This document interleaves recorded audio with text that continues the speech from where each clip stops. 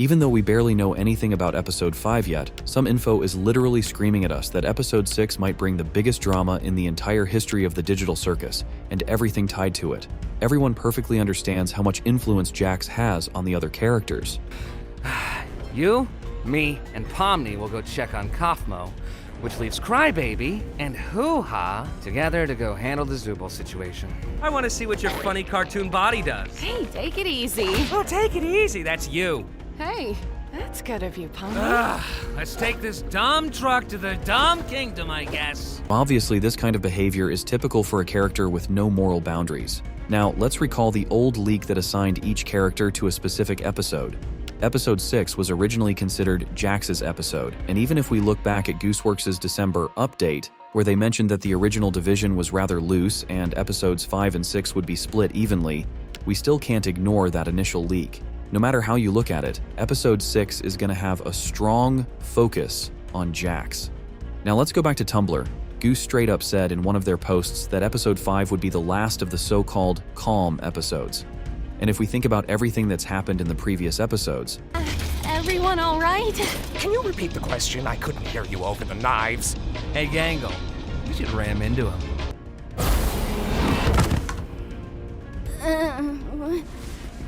Where are we?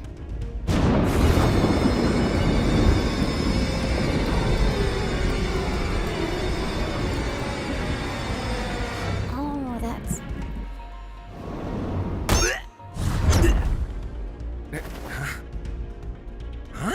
And if, according to Gooseworx, this is just the calm before the storm, then things are already getting seriously terrifying, yet, at the same time, insanely exciting.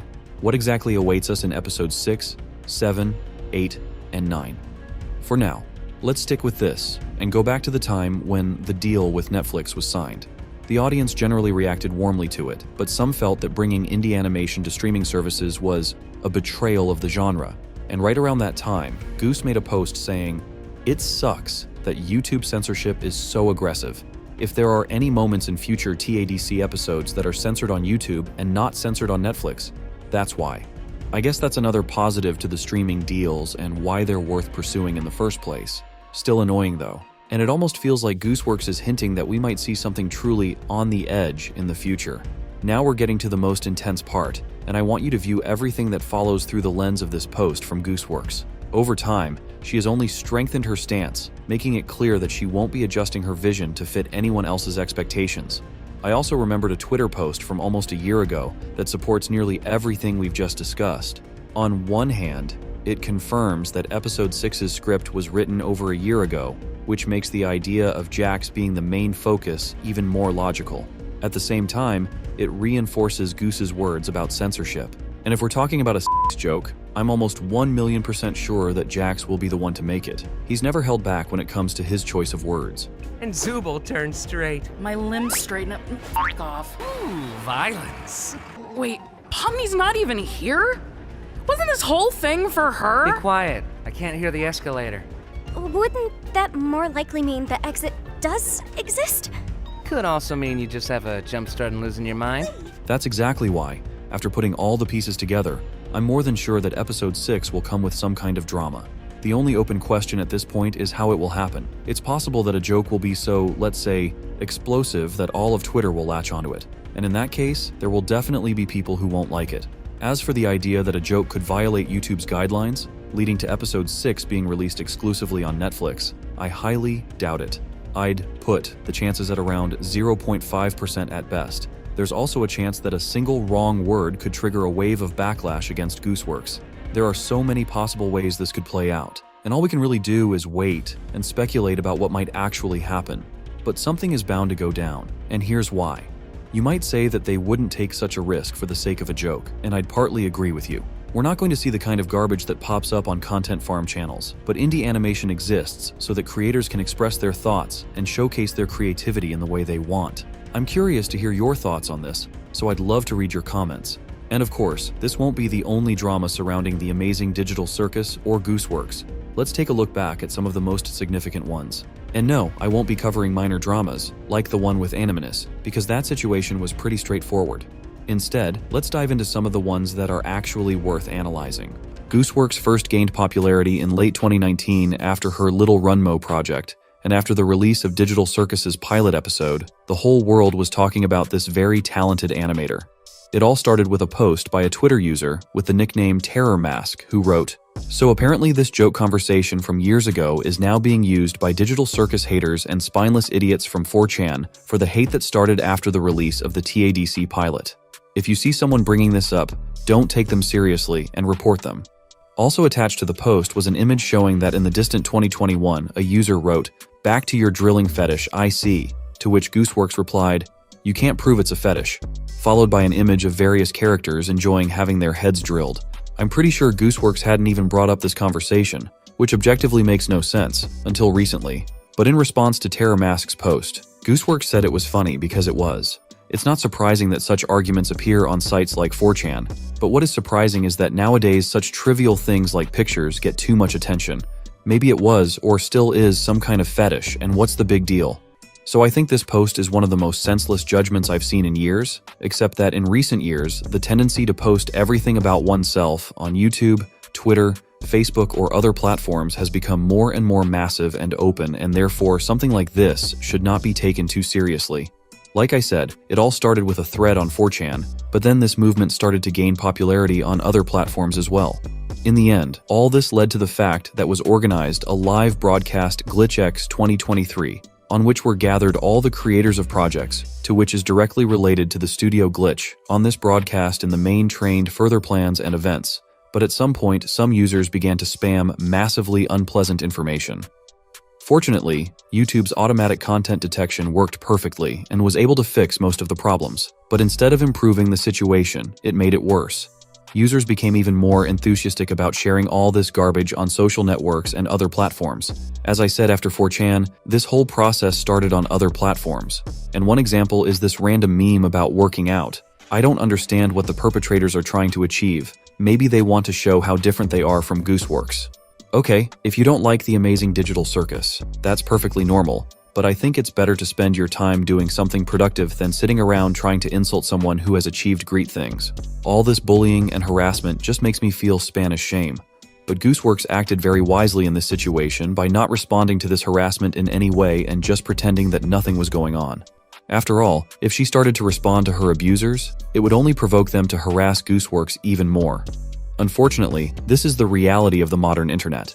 There has also been some controversy over Gooseworx's very strange Gooseworx account, but don't be fooled into thinking it's something bigger than it is. It's just a private Gooseworx account that came under scrutiny after this whole situation. To be honest, I'm very upset by the behavior of some of the viewers. And since we're about to see a new episode of the Digital Circus, I'm afraid there will be more and more of these nasty posts.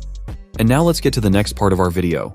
And in it we'll talk about a phenomenon that could jeopardize the continuation of our favorite show about the strange yet amazing Digital Circus, content farm channels. I think you've all heard of them at least once in your life. And as the Digital Circus began to grow in popularity, their numbers began to grow more and more. Initially, Gooseworx didn't talk about it directly, but recently we saw that it is really concerned about this problem. It all started with one of these channels that makes as many videos as possible in order to make as much money as possible. Gooseworx originally said, "You guys keep sending me the worst content farm slop imaginable," and you're like, what are your thoughts on this? I like genuine fan content, but it's just getting really hard to find in the endless sea of soulless trash. After that, however, there was some calm and no further statements from Gooseworx on the subject. But it went on like that until December 29th. And just before the new year, a post was published in which Gooseworx seriously touched on this topic. I don't mean to be a buzzkill, but don't you guys think drawing or obsessing over this character is just giving these content farm channels what they want? Like, I'd be fine with it if it came from a fan and not a content farm video, but it very much comes from a content farm video. That's exactly what Gooseworx wrote on her Twitter, and even so, there is some resentment around the situation. Of course, content farm channels have a negative impact on the activities of those who are really trying hard to produce quality and original content, and the most striking example of such farms is the Hornstromp network of channels that have been in the business for several years, trying to squeeze maximum profit out of every new popular show or game. It seems to me that Gooseworx is having a hard time with these channels taking advantage of her work, and there is nothing she can do about it. One user responded that people are just having fun this way, but Goose responded by saying that if it was fan work, there would be no problems or issues. The obvious implication is that these channels are not stamping content for the sake of ideas but for money, and they are hardly fans either. And just a couple of hours later, Gooseworx published a mock mini-comic which is designed to illustrate the whole situation. In the first scene, a fan says, "Goose, please do something about these content farm channels. They're ruining the show." And you can see that Goose doesn't react to this and just stands there silently, but then in the second image she replies, "Because it originates from a content farm video. I'd prefer if people made their own design or latched onto something made by an actual fan," and shows that very image. Well, in the third image, we see a reference to a previous post where the user said that these people are just having fun. Judging by her tweets, she received some criticism from fans of the digital circus, and someone suggested she just file a complaint against the content farm channels. But apparently most people don't understand how some YouTube processes work, and that's exactly what Gooseworx pointed out in her next post, saying, "What do you want me to do about it? The amazing digital circus isn't on my channel, so I can't copyright strike them, and even if could, isn't there an unspoken rule about copyright striking videos you don't like? Like, I'm pretty sure that's always been frowned upon." And that's actually a very smart stance because on YouTube, a lot of people help each other, but you always have to realize where the line ends that you can't cross. I think that both Gooseworx and the Glitch channel team have often received links to all these videos from the user, and in this case, it's clear that her nervous system couldn't take it, and she decided to respond once and for all, both to those who make such content and those who send it. Also, we know that Jax is her favorite, and many fans and not only started to redraw him just from the images of those channels that are content farms. And when she also expressed her displeasure on this topic, she started receiving various messages like this in response.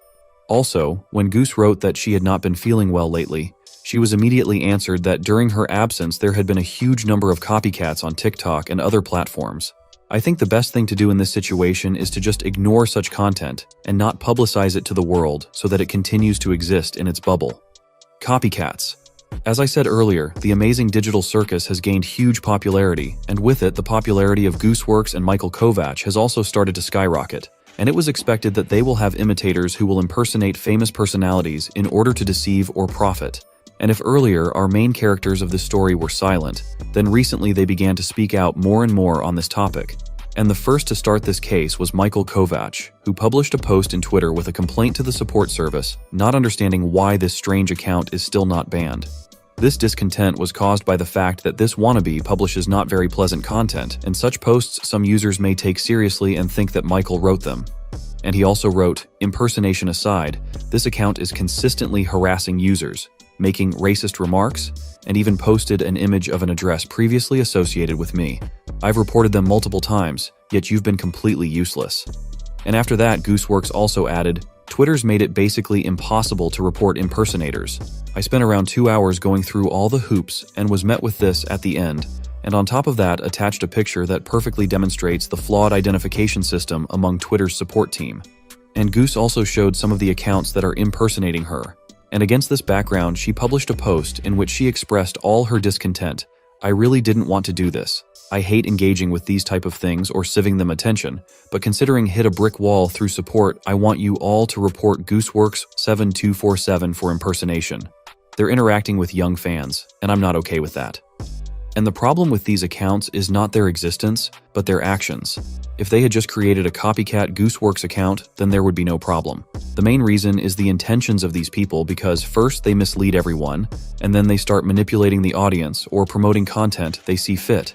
It's just a dirty business that deserves only condemnation. But thankfully, this copycat Gooseworx account has been permanently deleted, and our original Goose was able to get justice. I hope Twitter starts regulating situations like this more seriously soon. And by the way, around the same time, there was an unpleasant situation with Michael Kovac. A user posted a first-person video with the caption that Kovac was dying.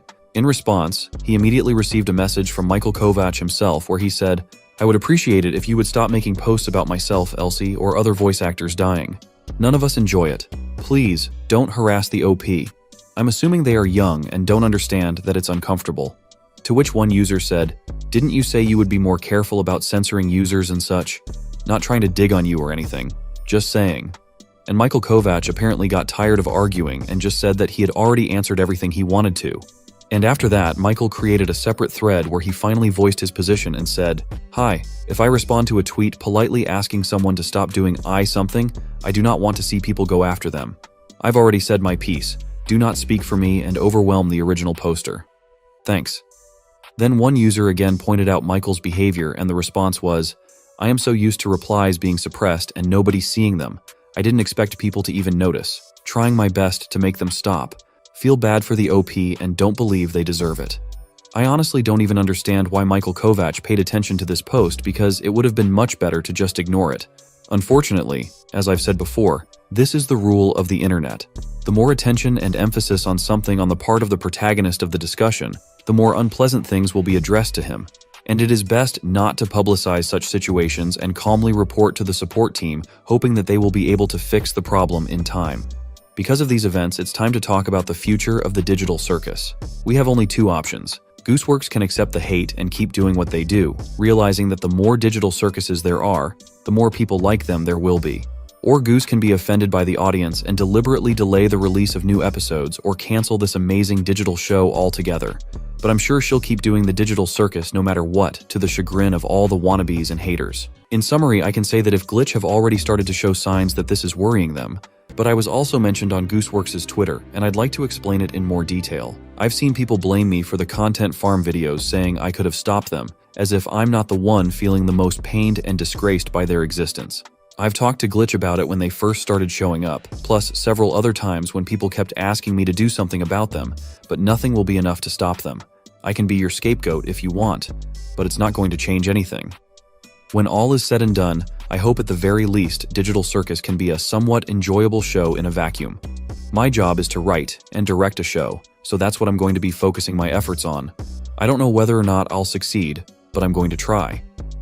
At the beginning, Gooseworx says that I accused her of not doing anything to solve the situation with the farm channels. At the same time, she says that she is the one who is most unhappy with the situation, and that Glitch can't do anything about the channels either. Perhaps because of the fact that this network of channels is a very large network that enjoys the confidence of YouTube. But if we are objective with you, in this so-called conflict, YouTube itself would take the side of Gooseworx and Glitch, at least because of the influence on the audience on the world-famous video hosting. The saddest part of this post is Goose saying that she can be scapegoat if we want, but unfortunately it won't change anything. Dear Gooseworx, we don't demand absolutely nothing from you but only want to support you in such a difficult situation. Of course, you don't have to put yourself in such a position that all reproaches or something like that will be directed towards you, and you certainly don't need to call yourself a scapegoat, because I certainly don't think you are one.